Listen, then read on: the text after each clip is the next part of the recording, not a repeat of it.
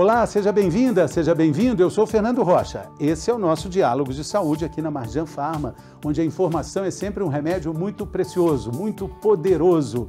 Nesse episódio, a gente tem um assunto muito importante. A gente vai falar de um mineral que é essencial para o nosso organismo e que atua em mais de 300 processos no nosso corpo. Quem é? É o magnésio, que fica mais poderoso ainda quando atua junto com uma vitamina, que é a B6, que também participa ativamente do nosso metabolismo energético. Para ajudar a entender melhor essa combinação tão importante, quem está aqui conosco é o Dr. Carlos Alberto Verutsky, médico, nutrólogo, veio de Porto Alegre para participar do programa. Ele também é diretor da ABRAM, a Associação Brasileira de Nutrologia. Vamos conhecer mais o magnésio conversando com o Dr. Carlos Alberto Verutsky? O programa está muito bom, está começando agora. Vamos lá. Muito bem, Dr. Carlos Alberto. Já tem um tempo que a gente não se encontra, né? Tudo bem com o senhor? Tudo bem, tudo bem. Um prazer revê-lo. Exatamente igual também. O doutor fez boa viagem de Porto Alegre para São Paulo. Muito boa, muito boa. Maravilha. Não faltou magnésio nem B6, então, para fazer uma boa viagem? Não, porque a gente suplementa de forma adequada. Aí, nós vamos falar muito sobre isso, doutor. O que é exatamente o papel do magnésio? Muito se fala sobre essa potência desse mineral, né? Qual é, na realidade, esse papel? Bom, todo prejuízo no metabolismo do magnésio, principalmente níveis baixos de magnésio, contribui para o risco aumentado de morbidade e mortalidade por doenças crônicas que terminam desembocando na doença cardiovascular, seja o infarto, seja o AVC. Então, vejam, toda atividade metabólica no nosso organismo é atividade elétrica. Tudo é atividade elétrica. Transmissão nervosa, muscular, o próprio coração, dormindo ou acordado, ele continua funcionando, graças à atividade elétrica. E o que é o magnésio? Um metal elétrico.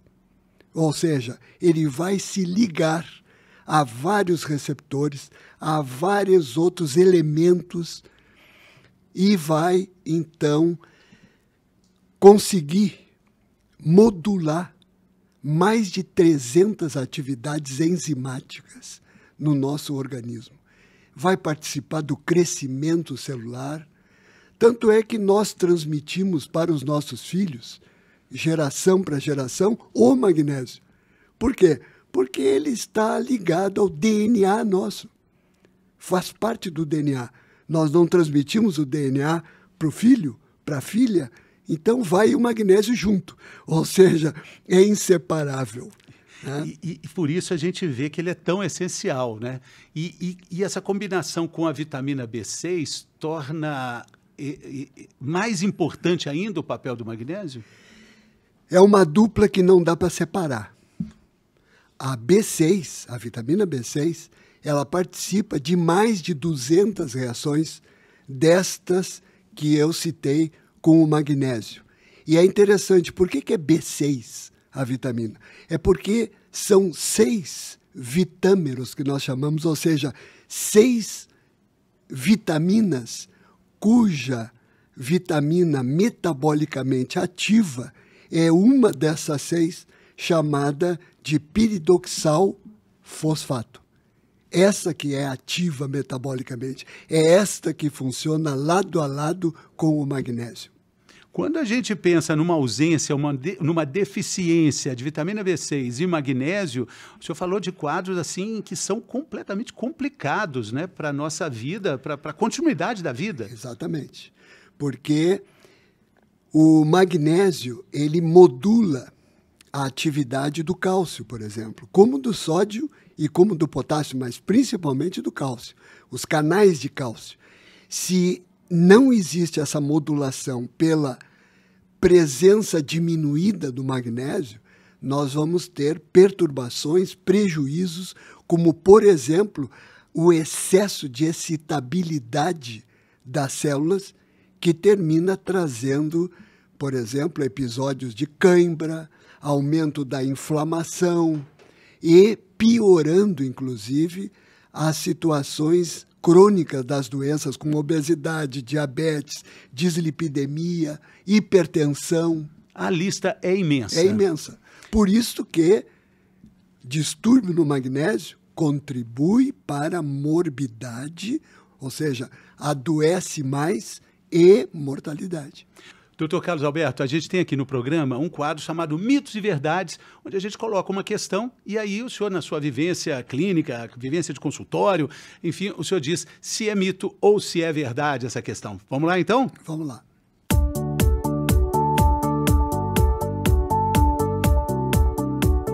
Doutor Carlos Alberto Verutsky, olha só a frase no telão: comer bananas evita as cãibras.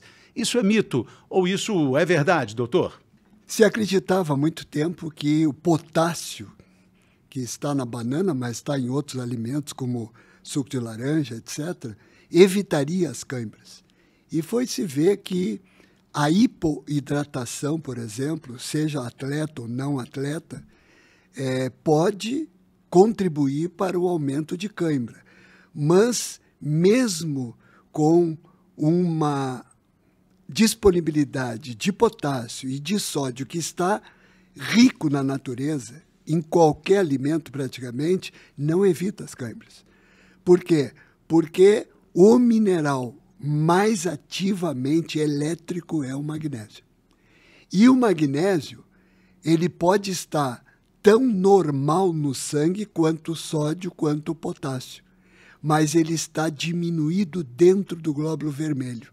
Então, quando esse magnésio começa a diminuir no sangue, no exame de sangue, é porque 30% ou 40% de déficit do magnésio está no glóbulo vermelho. Ou seja, aquele elemento magnésio que está escondido dentro do glóbulo vermelho, esse que pode trazer alto risco de cãibra dolorosa, involuntária, palpável, que é própria da atividade de um atleta, com exercício extenuante, ele sente durante ou sente imediatamente depois, como a gente vê no futebol. Quando eles caem no campo com cãibra, ou está hipoidratado, ou ele está com déficit de magnésio. Diferentemente do idoso, da gestante, no último trimestre da gestação, que tem cãibra no repouso. Então, a gestante, principalmente aquela que já teve problema de pré-eclâmpsia, precisa fazer a suplementação de magnésio, no mínimo 300 miligramas por dia. O idoso também, e o idoso, inclusive, diferente da gestante, ele tem que continuar usando o suplemento de magnésio. Diferente da gestante, que só vai usar durante a gestação, né? Ou, se ela tem problemas de enxaqueca, é um outro problema da mulher, pelo menos 50% das mulheres podem sofrer com isso. Enxaqueca é sempre alto risco de déficit de magnésio. Existem mais de 200 tipos diferentes de enxaqueca, então essa investigação é sempre necessária, né, doutor? E investigação necessária dentro do glóbulo vermelho. Então, o médico tem que solicitar dosagem de magnésio intraeritrocitário, quer dizer, dentro do glóbulo vermelho. Não adianta só no sangue circulante, quer dizer, no sangue periférico. Tem que também pedir dentro do glóbulo vermelho, coisa que nós não fazemos nem com sódio, nem com potássio. E é interessante, o senhor como médico nutrólogo tem muita capacidade de fazer essa análise, porque um exame de sangue, por mais completo que ele seja, ele precisa de uma análise muito pontual de um profissional como o senhor, por exemplo. Ali existem nos exames algumas indicações muito genéricas do que é normal e do que é anormal, mas é a combinação de diferentes resultados é que vai determinar a indicação de uma suplementação, né? Queixa do paciente, depois a história dele, com a história familiar. Olha, na minha família, todo mundo, as mulheres, sofrem de enxaqueca. Pô, isso é um dado importantíssimo. Quer dizer, essa mulher pode diminuir muito as crises usando ou mantendo níveis intraeritrocitários de magnésio adequados. Porque No sangue, o magnésio oscila, por exemplo, entre 1,7 e 2,4 miligramas por decilitro. Isso é a referência normal do magnésio no sangue. Mas lá dentro do glóbulo vermelho é até 3 vezes mais concentrado do que o sangue periférico. Então não adianta eu só me basear no sangue periférico. Diferentemente dos outros metais, como o sódio, como o potássio, que eu posso aceitar alterações no sangue periférico. Então veja que o magnésio é diferente. A gente está entendendo isso aqui, né? A gente tem que respeitar o magnésio, né, doutor? Claro. Vamos para mais uma frase, tem mais uma questão aqui do nosso Mitos e Verdades. Vamos lá. Com uma dieta balanceada, é sempre possível obter todo o magnésio e a vitamina B6 de que precisamos. Mito ou verdade, doutor Carlos Alberto Verutsky? Verdade, desde que a pessoa faça uma dieta mediterrânea, por exemplo. Quer dizer, balanceada, de alto valor biológico, nutricional, mas aqueles que fazem restrição alimentar, aqueles que trabalham com jejum intermitente, por exemplo. Dietas da moda. Isso, exatamente. Cronicamente, não é uma semana fazendo uma dieta desse que vai ter problema, mas cronicamente essas pessoas vão ter déficit de magnésio e vão sofrer. Por quê? Porque uma pessoa que está emagrecendo, ela precisa melhorar a resistência à insulina, porque a insulina demais engorda. Então, essas pessoas que estão fazendo uma redução do peso, estão fazendo tratamento para emagrecer, e o magnésio está insuficiente, elas vão continuar com resistência à insulina, ou seja, elas vão ficar vulneráveis ao reganho de peso, porque tem que melhorar a resistência à insulina, né? Melhorar a inflamação crônica de baixo grau, que é típico da diabesidade, do diabético obeso. Esse é um problema terrível de ordem mundial, a mistura da diabetes com a obesidade. No Brasil, 30% já são obesos, pelo último reconhecimento desse levantamento, e mais de 60% sobrepeso. Então, essas pessoas têm uma doença crônica. Doença crônica não requer tratamento agudo, como é uma amidalite aguda. Tratamento crônico requer um tratamento... Doença crônica requer tratamento crônico, como é a dislipidemia, colesterol aumentado. Para a vida toda. Para a vida toda, né? E o idoso, por exemplo, quer dizer, um envelhecimento é uma inflamação crônica também de baixo grau. O idoso tem que usar sempre. Não é só episódico, como é a gestante. É um trabalho de conscientização que é para a vida toda. Queria que o senhor listasse aí, fizesse uma listinha dos alimentos que têm magnésio para a gente entender como é que eles estão na nossa rotina alimentar de todo dia. O sódio e o potássio estão amplamente distribuídos nos alimentos, né? Tanto de origem vegetal como animal. Agora, o magnésio, ele não é tão rico assim em termos de fonte. Por exemplo, a B6, que está lado a lado com o magnésio, eu vou encontrar no farelo de arroz, eu vou encontrar no atum, vou encontrar no frango, vou encontrar em alguns óleos vegetais.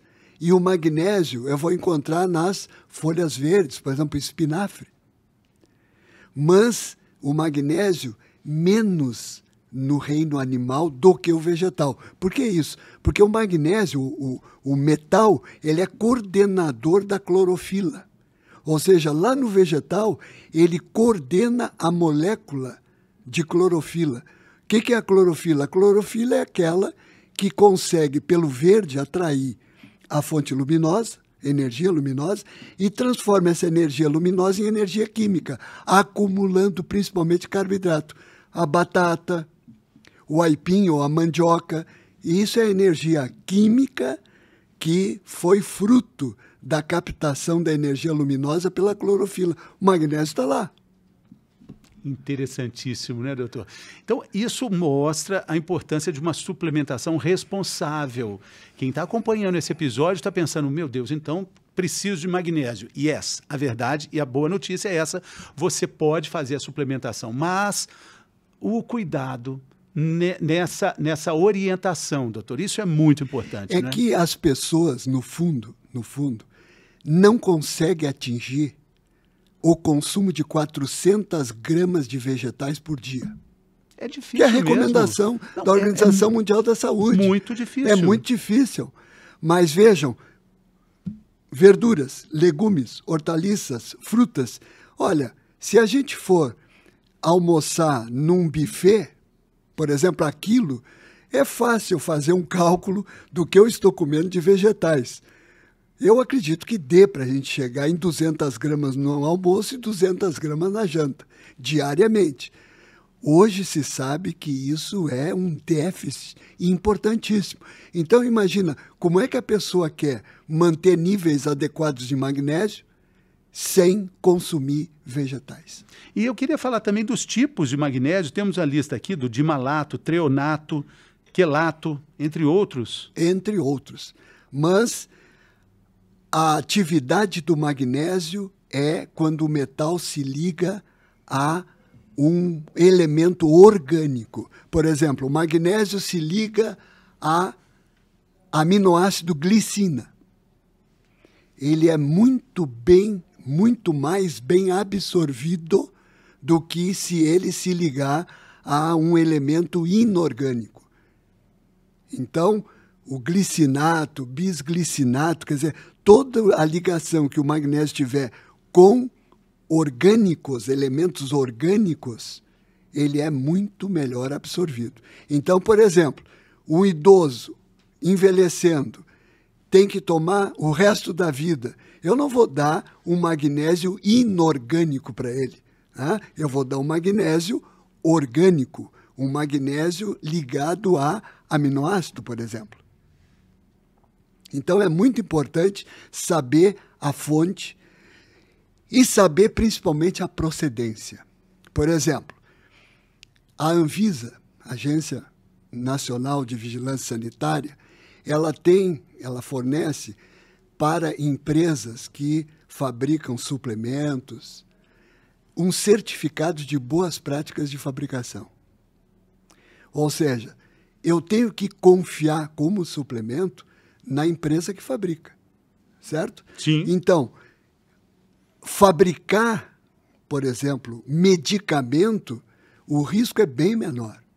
Então, uma empresa que fabrica medicamento e passa a fabricar também suplemento é mais confiável do que uma que só fabrica suplemento, certo?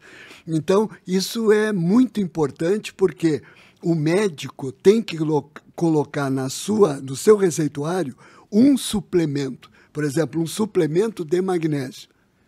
Se esse suplemento de magnésio estiver alterado na sua composição em relação à procedência, ou seja, a responsabilidade do médico é muito grande, porque quando ele coloca no receituário um medicamento, o risco é muito menor. Não posso dizer que existe ausência de risco. Agora, o suplemento, ele não é obrigado a ser registrado, certo? Então, o médico, ele tem que ter muito cuidado com a procedência.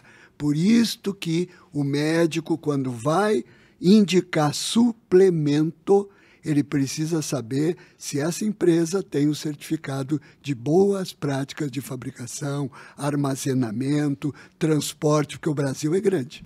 E eu queria também fazer um link com uma questão que está permeando toda a nossa conversa aí, que é a relação da longevidade. Nós vamos viver mais e precisamos não só de anos de vida, mas saudáveis anos de vida. E o magnésio está muito ligado a isso. Desempenho físico, longevidade, qualidade de vida. Exatamente, porque se um paciente idoso recebe a prescrição médica de ácido acetil salicílico, AAS, sim, porque ele deve ter problema de coagulação. Ele não pode coagular muito, porque pode haver entupimento de vasos, certo? Ora, o magnésio é um antiagregante plaquetário. O magnésio deveria andar do lado do AS. Quando o paciente tem indicação do AS, o magnésio deveria estar do lado, porque ele, inclusive, tem algumas propriedades maior que o AS. Ele é mais anti-inflamatório, o magnésio, do que o ácido acetil salicílico. Então, se tem indicação de usar AS, 100 miligramas, quem sabe usar, no mínimo, 300 miligramas de magnésio. E sobre esse metabolismo energético, essa disposição tão necessária para a vida, aí o magnésio bate um bolão, né? É muito importante porque, por exemplo, se falar em energia, a gente vai pensar no atleta, no esportista, certo? E esse esportista, esse atleta que precisa de energia para desenvolver a sua atividade, normalmente não come bem. Porque a gente acha assim, atleta olímpico deve ter uma alimentação maravilhosa. Negativo. Eles comem mal, muito mal. Tem um treino maravilhoso. São obrigados a ter um sono de 7, 8 horas. Mas a alimentação fica a desejar. Como dizia aquele Bolt, o velocista. Usain Bolt, o jamaicano. Isso. É difícil a gente se alimentar de forma adequada e abrir mão do fast food. Ele mesmo disse isso. Porque a vida precisa ter um equilíbrio também, claro, né, doutor? Claro. Por isso que a gente está vendo. O senhor falou da dieta mediterrânea. É considerada a dieta mais perfeita do mundo. Sim, foi reeleita, a dieta perfeita, se é que existe exatamente, uma. Mas vamos falar sobre ela. Como é que a gente coloca ela na nossa vida real, com tantas nozes, castanhas, azeites maravilhosos? É muito difícil. Para não dizer que para muitas realidades é impossível. Mas eu acho que cabe o esforço de ir às 400 gramas de vegetais. Certo? 400 gramas. Vamos medir na balança no restaurante? O que seria isso dentro de um prato? É um pratão grande, 400 gramas só de vegetais? A metade teria que ser vegetais. Se organizar o prato, teria que ser vegetais. 200 gramas de... 200 gramas Pode colocar frutas em pedaços junto, pode colocar legume. Então, colocando, por exemplo, beterraba, pedaços de moranga, abóbora, né? Pedaços de fruta. Olha, chega às 200 gramas. Sim, chega. O difícil é o planejamento, que é o grande desafio para uma dieta equilibrada, claro, no todo dia de sempre. Mas eu acho que as pessoas vão entender, né? Não chegando a esse consumo de vegetais, o risco de ter um nível baixo de magnésio é relativamente alto. Sim, sim. E esses sinais, a gente está falando sobre eles, queria só reforçar os sinais que o magnésio está em baixa, eles são muito evidentes também, né? Podem até se confundir com outros sintomas, a gente falou da dor de cabeça, sim, mas a fadiga, o desânimo. Dor muscular. Dor muscular. Inclusive em atleta, dor muscular tardia. Sim, as câimbras também. As câimbras, né, que é uma coisa dolorosa. Sim. Né? E outros aspectos, como, por exemplo, o asmático, que tem crises de asma com uma certa repetição. A gente sabe que o magnésio é um broncodilatador. Sim.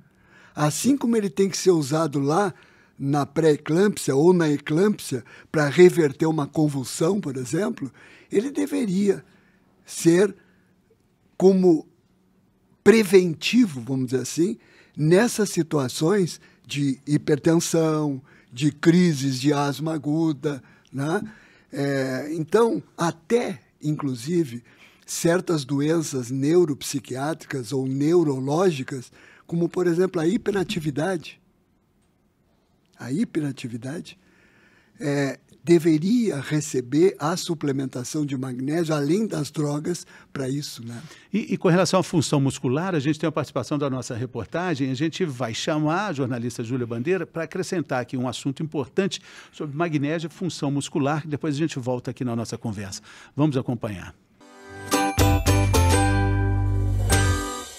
Muito se tem estudado sobre o papel do magnésio na função muscular, já que ele participa do processo de metabolismo energético e auxilia na manutenção da contração e relaxamento dos músculos.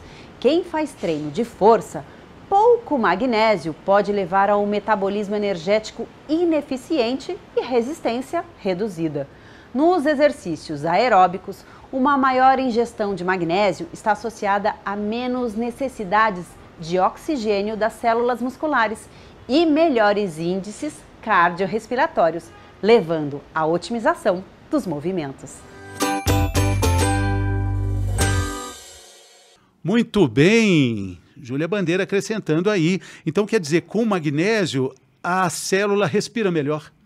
E ela respirando melhor, a gente tem mais ganho muscular e mais qualidade de vida? Seria isso? O magnésio está ligado ao ATP, adenosino trifosfato. O que é isso? É uma molécula de energia. Todo atleta come, se alimenta para produzir ATP. O magnésio está ligado diretamente ao ATP. Então, ele é responsável pela respiração celular, crescimento celular. Quer dizer, ninguém vai fazer hipertrofia muscular na musculação com níveis baixos de magnésio. Isso não vai nem levantar. Impossível. Não vai nem levantar. Exatamente. E os atletas, veja como é importante, não existe uma recomendação de magnésio como existe para a população em geral, não existe para atleta uma tabela de minerais ou de vitaminas. Mas se sabe pelos estudos que o magnésio precisa ser aumentado na recomendação, na ingesta, até 20% acima da população em geral, o que é recomendado pelo RDA, pelas DRIs, para a população. O atleta tem que consumir 20% a mais. Ou seja, o atleta normalmente tem que consumir 2 horas antes de cada treino e principalmente na competição, que aumenta o nível de estresse. E ele tomando esse magnésio, em 1 hora, atinge nível sanguíneo que pode se manter num platô até 6 horas. Ou seja, vai participar da recuperação das fibras musculares pós-treino. Ou seja, o catabolismo proteico muscular, a destruição de certas fibras, vão ser depois recuperadas por este platô, esse nível de magnésio que aumentou pelo uso pré-treino. Muito bem.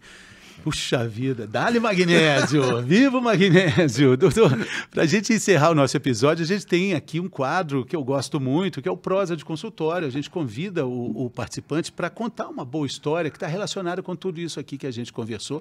Queria que o senhor contasse um caso aí que envolva a sua experiência clínica, acadêmica também. Preparado? Espera aí que eu vou chamar a vinheta. Então vamos lá, Prosa de Consultório.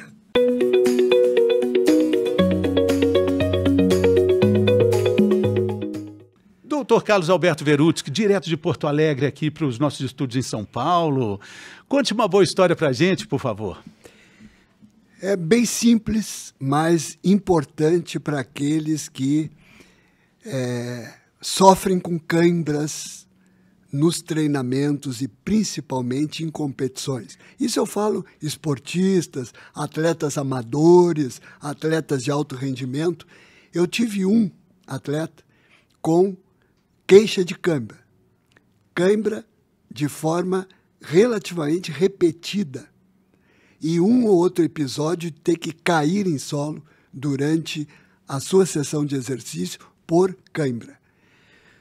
Avaliamos laboratorialmente, avaliamos alimentação, avaliamos queixas anteriores, quadros de lesão anteriores e nos damos conta de uma situação que ele, sabe, como todo atleta, gosta de usar suplemento, até por conta. Por isso que suplemento não precisa prescrição médica, por isso que diz suplemento, não é medicamento. Então eu usava por conta e usava a cafeína, a nidra, sempre 1 hora antes da sessão de treino. e principalmente nas competições. O que estava acontecendo? Perdendo o magnésio pela urina, ou seja, o magnésio estava sendo excretado por uso e ou abuso da cafeína. Porque a cafeína, ela é diurética. Então, se eu for correr uma meia maratona, se eu tomar muito café antes, eu posso ter que urinar no meio da meia maratona.